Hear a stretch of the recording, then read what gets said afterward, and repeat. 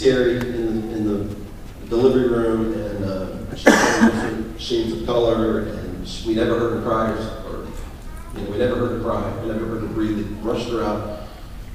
I mean, I'm not kidding. It was 3 or 4 days later, we were still trying to get answers. I mean, we were talking to so many people, and I remember stopping this doctor, and I felt so desperate. I finally stopped her, and I wouldn't let her walk past me, and I said, please, answer me. Is our daughter going to die? We don't know what's going on.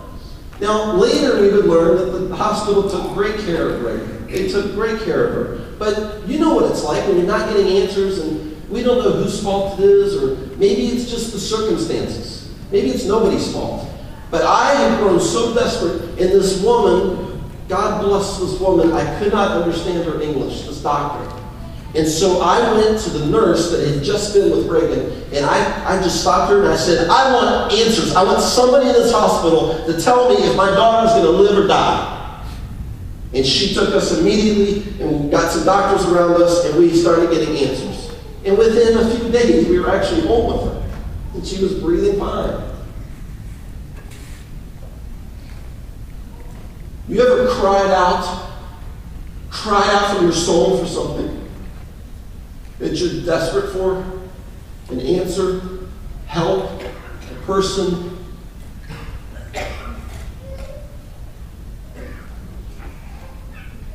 My soul cries out for God to do the extraordinary in this church.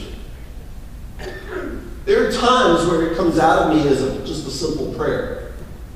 There are times it comes out of me as a desperate cry of my heart. God, don't let us play church. The world for generations has been doing church and religion, and I don't think the world is any better for it. We want to encounter you. We want to see the relevance of your Son, Jesus Christ, in our lives today. We want to know the importance and the sacred relevance of the death of Jesus on the cross and his resurrection, giving us strength and power to walk out his will in this world. We want to see lives changed. I want to see Dulles Community Church at the epicenter of the Dulles area, turned upside down by the love and grace and patience and quickness to forgive of our God. And sometimes I just cry out for it. I did this with our leaders last fall. I told you a few weeks ago that there was a meeting, and I just got down on my knees with our leaders, and I said, what else is worth living for than being a part of God's great work in this world? I mean, tell me, what else is better? Making a lot of money? You are going to make lots and lots and lots of money that someday other people are going to spend. That's the truth, and we all know it. We'll spend some of it.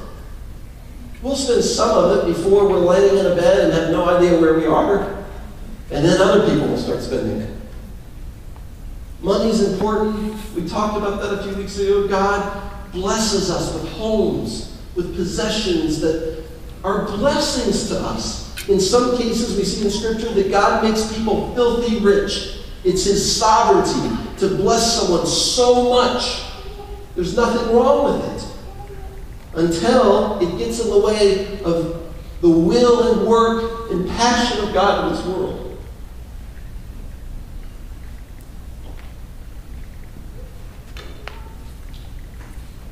You ever been desperate for God and you're either at the end of your rope, you need help, you need to know God's there, or you want to be a part of what God's doing in this world so badly, and you just cry out to him?